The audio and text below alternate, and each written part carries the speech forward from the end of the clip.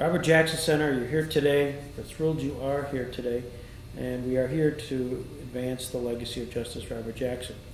I had Michael Berenbaum, who you met, sitting in that seat just yesterday, asking him, if he had some advice for us, because we're only 11 years old, we're a work in progress, as to areas of which to find ourselves in.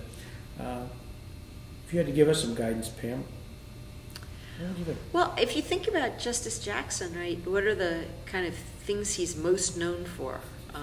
The Nuremberg trials, which obviously have continued bearing on the world today because of the rise of international war crimes tribunals and human rights tribunals and the like. I mean, obviously, that's one area where he serves as a kind of focal point for the United States on that. And then the other thing, I think, is legal writing. To go back to the point you were making about Phil Neal earlier, that Justice Jackson was such a clear writer and thinker. I think it'd just be really useful to think about how do you perpetuate that legacy. I mean, you can read a Robert Jackson opinion today and it speaks to you. Whereas, you read some of the opinions from the Warren, Berger, Rehnquist, and Roberts courts, and they're just impenetrable.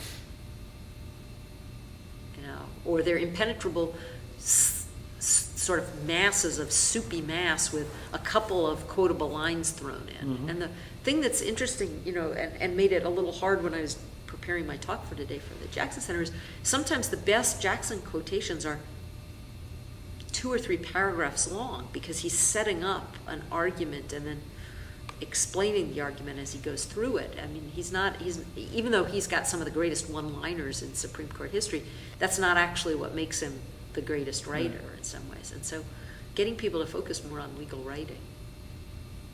How would you do that? Boy, that's an interesting question. I mean,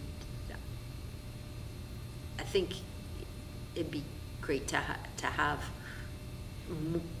something that gives people a sense of how good his writing was.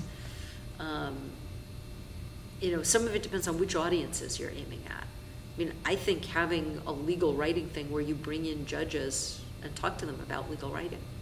I mean, especially like state Supreme Court justices often don't get much training in how to write an opinion or how to think about it. And I think that would be a really interesting thing to do.